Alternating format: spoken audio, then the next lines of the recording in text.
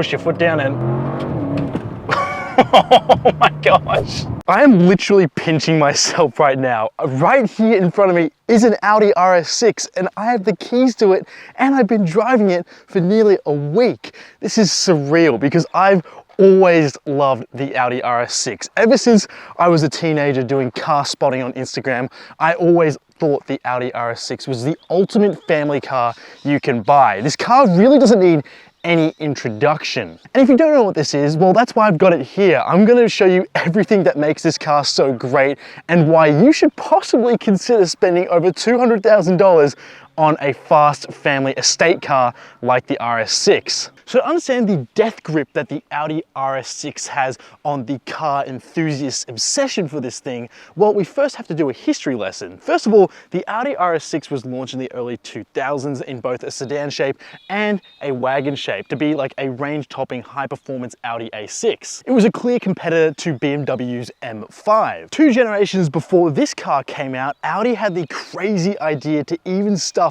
a Lamborghini V10 up front, which was just absurd. And that's when I first got hooked on the Audi RS6, thinking that it was insane for a family wagon like this, or even a sedan, to have a thumping petrol V10 hidden under the bonnet. However, once the V10 left the Audi RS6, so did the sedan body shape, and that was reserved later for the RS7. So then the next generation came out with a twin turbo petrol V8, and then everyone thought, what's next? That's a pretty spectacular car. And no one really was sure that Audi was actually gonna build another RS6, but sure they did. And here it is, the C8 generation of the RS6. It still gets a twin turbo 4-liter V8 under the bonnet, but this one has a mild hybrid system attached to it. So it's not a pure petrol RS6 anymore. And here's the thing, rumors already say that the next generation of the RS6 is confirmed, but that won't be a mild hybrid. It will come with an extra fuel filler cap,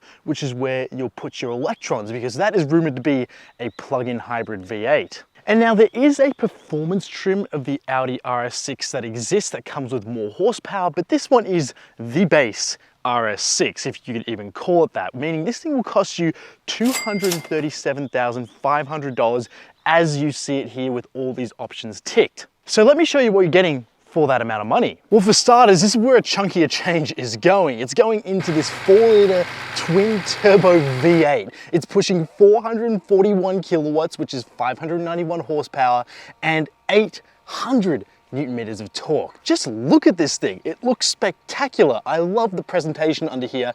And if you're looking for the turbochargers, well, they're right here. Usually they're not sitting there, but here it's in a hot V setup, meaning that they're always going to be nice and warm, and that means it's a more compact motor, because if you see here, this thing barely fits in the engine bay. Now, if this motor looks familiar, it's because it is shared with other Audi Volkswagen Group cars. It's something that you'd see in a Lamborghini Urus, a Porsche Cayenne, a Porsche Panamera, and so on, and even an Audi RS8, which this shares a platform with. And so before you close the bonnet, you'll see a warning label which has a laser symbol. Yes, it says laser radiation, do not stare into beam, class 2 laser product. These are laser headlamps, which are the best type of headlamps you can buy, but they're also the most expensive. That's why you're going to find them on an Audi RS6. Now, what's cool is that these debuted on the Audi R8 LMX, which was like one of the first Audis to have laser headlamps, but now we have them on the Audi RS6, and they also look quite nice, and they have some cool animations when you lock and unlock this car. Now, this bumper is bespoke to the RS6, as well as pretty much every body panel except for the roof, the doors,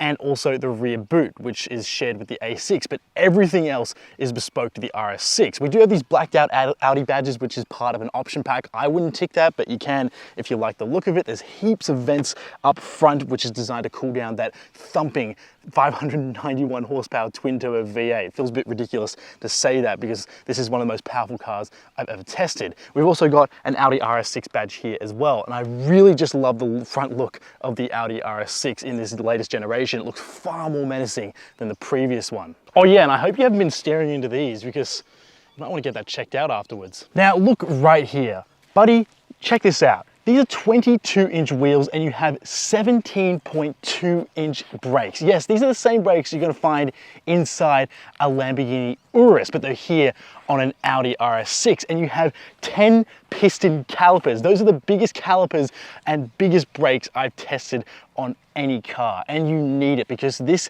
is a fast machine, and it also needs to stop as fast as it can accelerate. Now this car is wide with a capital W, which means that these 22-inch wheels sit really far out from the body, obviously to give it a lot more grip at higher speeds. And you can see here that the bottom of the wheel toes out a bit more, so there's a bit of negative camber there to help you corner. And I just think it's crazy how these brakes are bigger than the wheels on a Fiat 500 Abarth.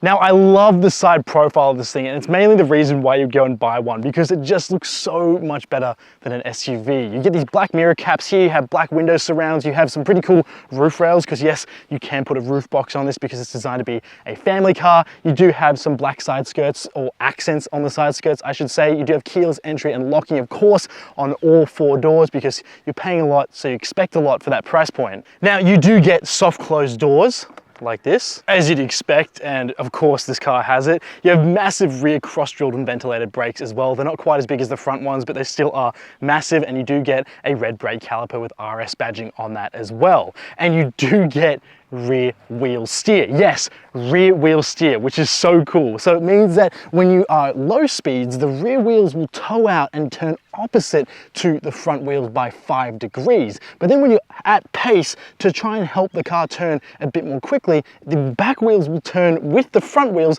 up to 2 degrees, which is so crazy. And it's very pronounced when you're going at low speeds, because you think a long wagon like this, which is low to the ground, needs a pretty wide turning radius, but that is not the case when you have rear wheel steer fitted to a car like this. And you do, of course, have air suspension. And I remember when this car came out, I actually lost my mind with how cool the rear looked. Of course, you have everything you need, like a sort of extended spoiler at the back. It's sort of an interesting wagon because it's not quite like a long roof and then it sort of finishes. I even confused my dad. He said, "Is this really a wagon?" And I was like, yeah, it is. But then I looked at it and I was like, oh, okay, I get what they're talking about, where it sort of has like a more slanted rear window. You have a rear wiper, of course, because you need it in a practical family wagon. You have more blacked out Audi logos. You do have some LED lights here on the rear, which have some pretty nice animations at night. And of course, all the lights here have progressive indicators in true Audi fashion. But here's the part that got me most excited. First of all, a lone RS6 badge out the back. That's awesome. Just keep it nice and simple.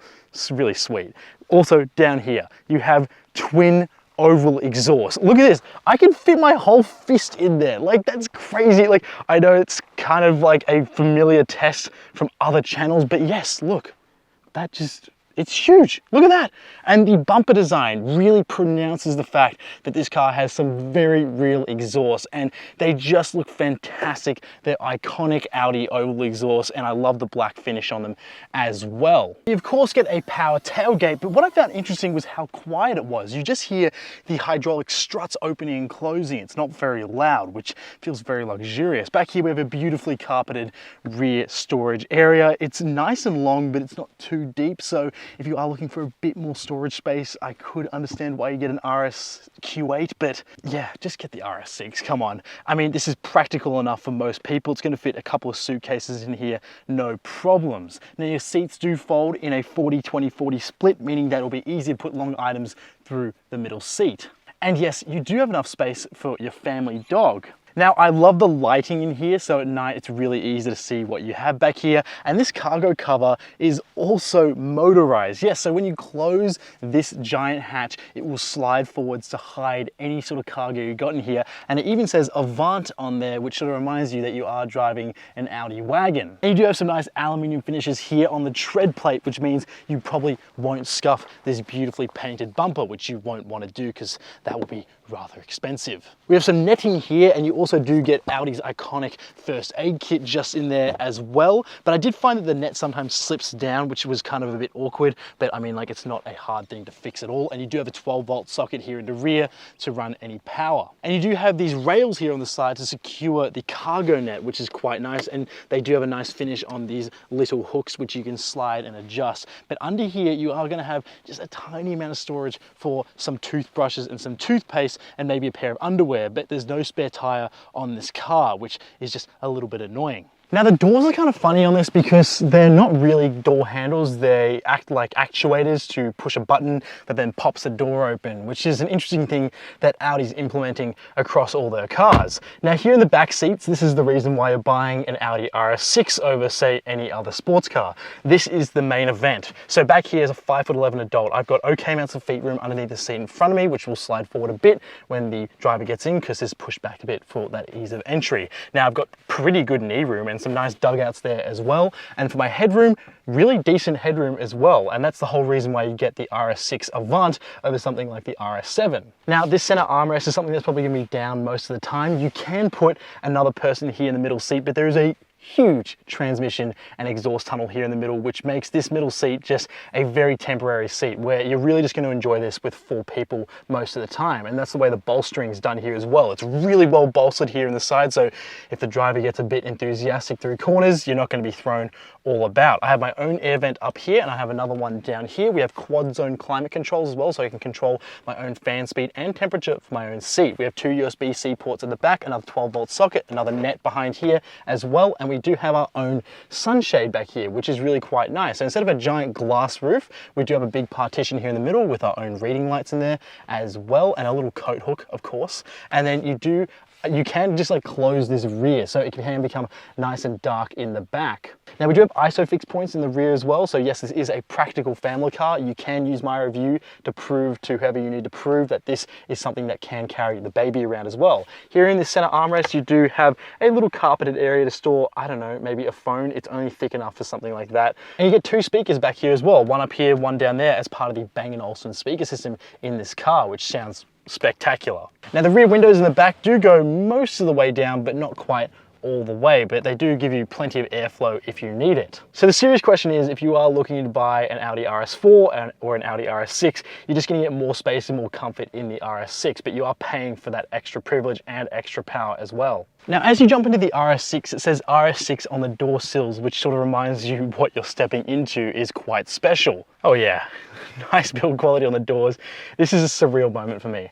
I have loved RS6s for a long time, but I've never driven one, and this is the first time I've actually sat in the driver's seat of one and just actually been able to go out and drive it, which is insane to me. First of all, there's leather everywhere. It feels so nice, especially up here on the door trims. There's plenty of stitching as well, more of that carbon fiber trim throughout this dashboard and also here on the doors. We do have touch capacitive buttons for things like your lighting system, but then you do have actual physical buttons here on your steering wheel. We have an Alcantara steering wheel, an Alcantara shifter as well, and Alcantara here on the doors, so it just feels really quite special. We have these RS bucket seats up front, which don't have an adjustable headrest, but they do have adjustable thigh support, and they are very comfortable and very supportive, which I really quite like. They're like a comfort seat like you'd find in like a 911, so they're not too harsh. And something that I thought maybe would be cool is that they offered a more aggressive seat for people who might want it, but I guess that goes against what the RS6 is all about. It says Quattro up here on the dashboard here in this gloss black, which sort of goes into the big screen here, which is one of your touch screens. And I say one of because there's another one down below it for your major car controls. You have your drive select buttons below that, and you do have hard buttons for your volume controls and media controls, and also things like parking sensors, park assist, and also your safety systems. You do have a physical start engine stop button, which awakens that 4-litre twin turbo V8. That never gets old. I really like the shifter design as well. It's nice and simple, nothing too complicated here. Although I do think it's a bit odd that they didn't put the pattern for your manual shifting in a sequential pattern. Instead, it's still up to go up and down to go down, where a sequential pattern like you'd find in a Porsche would be the other way around. But at least you get these really nice metal paddles here on this steering wheel, which has an RS logo on it as well. This is also electronically adjustable, all of its memory. So you jump in, you get the perfect fitment. Once you've done it once, you never have to do it again.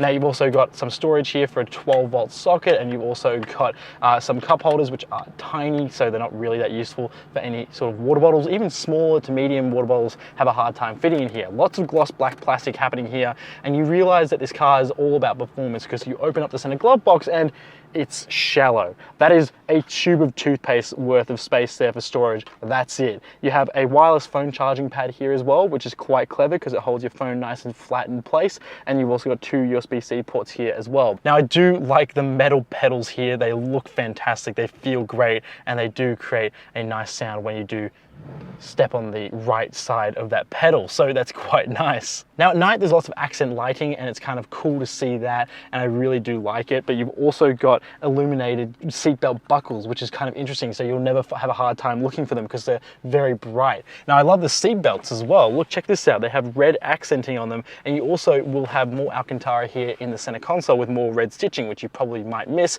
and you might only notice it after a couple of drives like I did. Now the Audi virtual cockpit is something that we've seen sort of integrated across all of Volkswagen Group's cars. So in the Skoda Octavia RS I drove before this car, yeah, it had a pretty similar layout, except this one looks a bit cooler because you can go through things like a map, and you can get different sort of vehicle information. You have performance pages on this RS model as well, so you can go to your sport displays and go everything like your tire pressure, your power unit data. You've also got a G meter as well. You've got a lap timer as well. So they do expect you to take this to the track, but you can also do a reduced display and make this look nice and simple, which I like. And you can also sort of shrink the different gauges on either side. But if you go into this RS mode, so here's the big difference on this new generation of RS6. You have an RS button which goes into 2 custom modes. You can hear the valves opening. This car is lowering as well, and it's ready to go. This thing is in absolute kill mode right now. That's what that RS mode stands for. It's basically kill other cars mode, because that is a vicious thing. Now you can go through the drive mode settings here in the center console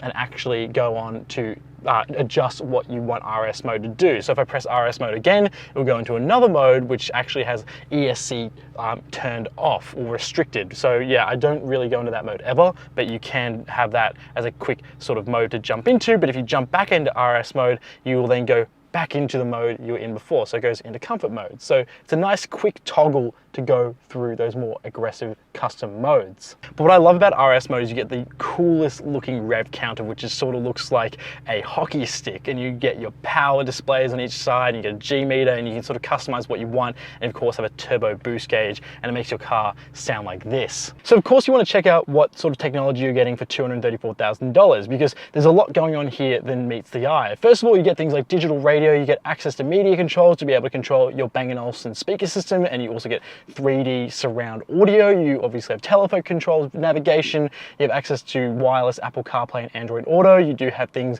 like your favorites, you can sort of do quick sort of buttons there. You got access to settings, you do have messages which you can sync up here, and you of course do have weather, which you can check out the weather forecast from your car, which I think is pretty cool. Now your car settings here, you have a lot more than meets the eye than just basic car settings. So you do have parking aids, lights and vision, AC, all that sort of stuff, and you do also have your service and vehicle settings and other sort of bits and pieces. But the most interesting thing is this RS monitor, which we jump in here and you can check out the diagnostics of different parts of your car. So you can see the engine oil, coolant, sports differential, because this has a mechanical differential on the rear. You can see your gear oil, your disc brakes as well, and that's all telling you all the temperatures here, which is pretty cool. And it looks like we're either cold or looking warm, which is very good as we're sitting still. Now you can check here your maximum G meter values. So we've been able to pull up to a G in decelerating, which of course you would due to those 17.2-inch front brakes. And you can check out your tire pressures as well, which is kind of cool. You got Audi Drive Select here, which means you can go through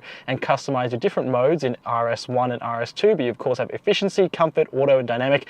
Now what's cool is that in efficiency mode, you can do cylinder deactivation to save yourself a bit of fuel, which is quite nice. Comfort mode is what I cruise around in most of the time. Auto lets the car decide what you're doing based off how you're driving, and you've got dynamic mode, which sort of is a default dynamic mode, but I usually jump into RS mode, which means you can go through here and customize your drive system from efficient balance to dynamic, your suspension from comfortable balance to dynamic, your steering, your engine sound, and your Quattro sports differential, which is really cool. And so I'll explain a bit more when I'm driving what that is. Now down below here, you do have hard buttons to be able to jump into your parking controls, and you can check out different things like being able to quickly go to your home address in the navigation system. You can turn off your heads-up display, which you do have up there as well, which I think is quite cool. You could even turn off the screen here if you don't want it on. Now you have your permanent climate controls here, and as you can hear as I'm tapping everything, there are haptic buttons, and it's really quite cool. It's quite targeted haptic feedback, so it really does feel like a button, which I think is quite nice. And yes, it's very easy to control everything up front. You have heated, ventilated front seats, and also you do have this little button down here, which allows you to check out things like your heated steering wheel. You can sync your, obviously, your different temperatures. But what I think is crazy is that you have perfume. I kid you not. This car has perfume. Check it out. So you can go through here and you can do your winter or summer scents, and you can check the intensity as well. It's a hot day today, so I'm choosing the high intensity summer, and it does smell quite summery in here all of a sudden, so that's bizarre to me. And you do have buttons down here for your quick access to your drive select, your traction control, your hazard buttons, and obviously your defrosters. So this screen setup I really quite like, because it's not too crazy, it's not too big, it's not too distracting, but it's nicely integrated into the dash here and sort of out of the way, and it has plenty of features, but it's not overly complicated or overly customizable where it becomes a headache to use.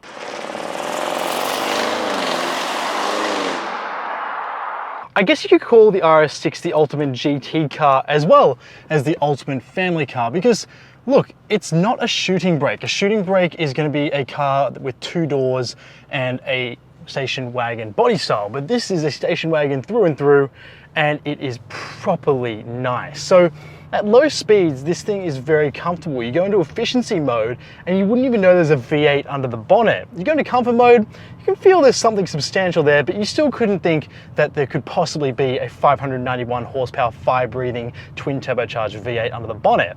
But then you go into RS mode or dynamic mode and you awaken the beast. You open up the valves in the exhaust, the car hunkers down, and it becomes a proper supercar. I would say this is almost like a supercar. It's more like a sports car, but at 591 horsepower, and a car can go 0 to 100 kilometers an hour in 3.6 seconds, you've basically got a supercar that looks like a family car. So this thing absolutely rips. So you can bring it down a couple of gears and just, yeah, it hustles. It doesn't take any time to cross 100 kilometers an hour in this car. And this is a bona fide license shredder. So if you're looking for a quick way to get rid of your license and you want to use all this power out on the road, here's your answer.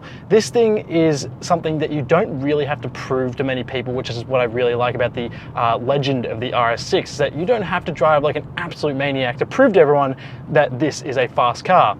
The RS6 actually takes the cake for one of the most disastrous single car crashes which happened on the Autobahn, and it's become a bit of an internet, I guess, meme about this car, is that everyone knows that the RS6 is actually pretty lethal when you're going at high speeds, and in the wrong hands you can end your life if you want to in this car. So it is a proper terrifying car. What's interesting though is that these cars as a base get a limited top speed of around 250 kilometers an hour. Now you have to pay for a dynamic pack to go above that, and then the ultimate top speed of this car is 320 kilometers an hour, which is insane to think. Now we have a square tire setup, which is 285 millimeters front and rear, so they are fat tires. We obviously have our big fat brakes, which work like this in 3, 2, 1. Oh my gosh, I think my eyeballs actually went through the front of my skull just then, and my spleen and all my organs just lurched forward. That is insane. We also do have launch control on this thing, which is pretty absurd as well. That will absolutely rip your organs to the back of your body instead of the front like those brakes can, and this thing can just absolutely move. There is no question about it. What's cool is that we have a Audi Quattro mechanical limited slip diff on the rear, which means you can send up to 85% to the rear wheels alone. That's what this car will do to give it more of a rear wheel drive bias, and it means it will also shuffle that power using torque vectoring to the outside wheel that needs it the most, and it can almost send 100% of that 85% of that power to that rear tire that needs it. Now you do have an ELSD setup at the front, which means you're going to have a sort of fake mechanical limited slip differential, which means it will just nibble the brake on the inside wheel to help turn the car in and keep the outside wheel spinning freely. So this car is very sharp on its feet. It's also got rear wheel drive steer as well, so that thing is pretty cool. So you can sort of feel how nimble this car is by just turning it, and it's really quite spectacular, and it's an awesome sensation, and I really quite like it on a longer car like this, which makes it feel a lot smaller and a lot more compact than it physically actually is. Now that hot V setup means that if you're in any gear, you can sort of push your foot down and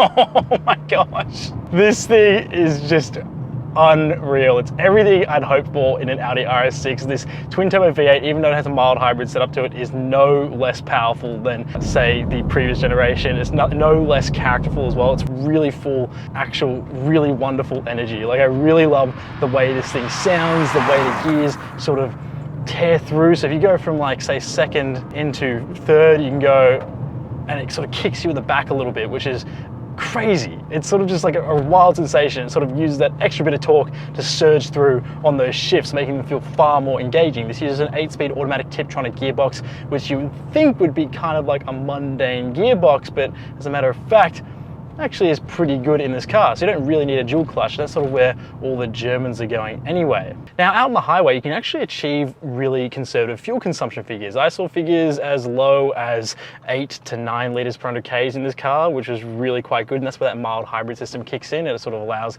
the engine to coast a little bit and sort of just not be drinking fuel all the time. But if you're heavy with the throttle like I was just then, well, then you're looking at like 14 to up to 20 liters per 100 Ks. So it can get very thirsty if you are heavy on that right foot, but that's the consequence of having a 4-liter V8 anyway. Now, the things you will notice about this car is that even in comfort mode, it will feel a tiny bit stiff because of those larger wheels. It's just a consequence of having large wheels. And the other thing is there's a little bit of road noise from those big wheels as well. So I've actually never driven any other RS Audi before. So it's my first ever RS Audi I've driven, and I don't have any ones coming up. So there's no way for me to compare this to, say, like an RS Q8 and tell you that it might be more comfortable in RS Q8 compared to this, because those larger wheels might mean that they ride similarly so. But I do like the lower drive position here because it sort of fades away as being a lower riding car after a while. Obviously, if you jump into an RS Q8, this will feel very low, but when you're driving in this, you really don't need an SUV to see out. You have plenty of visibility in this car, which is awesome. Nice big windshield, nice big side windows, so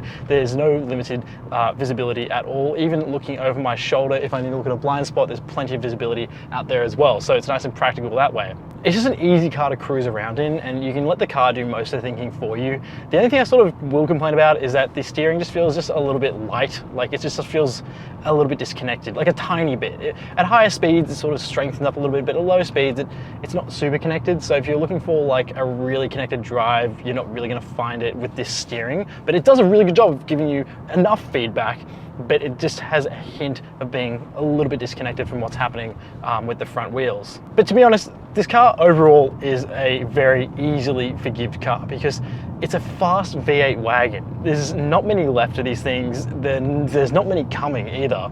This is like the last of its kind before it gets a plug-in hybrid, and it will inevitably get heavier. So it's a real treat to drive, and for the weekend that I had this, I really enjoyed just taking it out on the highway, cruising with it, and then when you find a back road, you absolutely tear it up. There is no doubt about that at all. And there's almost like this weird comfort that you get from the fact that you don't actually have to prove to anyone that this has a lot of power. I feel more compelled in something like a BRZ or an 86 to really push that thing and get it moving, but here I don't feel like I have to prove anything at all. I've got the brakes, I've got the power, and really this is like the ultimate snow car because you can chuck a roof box on this thing or even just put your skis through here in the middle and just enjoy the drive down. And the V8 just gives you plenty of character, an enjoyable drive, and that's why I would buy an RS6, is because of that engine. It's really, really quite nice. It gives you enough sound at the back when you want it, and if you don't want those things and you just want to just cruise, you can just dial it back, but you don't have to lose that V8 characteristic when you go into dynamic mode. Say the incoming C63 wagon, for example, that's going to have a 4-cylinder in it, and look, that's great to have all that power, but ultimately it sort of loses that character a little bit because the V8 just has so much presence. And combine the Audi build quality in here and the tech and all that sort of stuff, and you have yourself a really great all-rounder car that you can just have as a single car option in your garage. And that's what I like about this car the most, is that you don't need the R8 and you don't need this. You can, but you don't. You really don't. The performance of this thing is unreal. It's just planted to the road, it's connected, you feel like you have plenty of power underneath your right foot. You're never going to have to worry about running out of any sort of push. But I do think I'll have to have a go of a V10 RS6 to see what that was all about, maybe in a later review. But if you want to see that, you'll have to let me know in the comments. But look, this review isn't going to exploit every ounce of performance that this car has. Unfortunately, I'm limited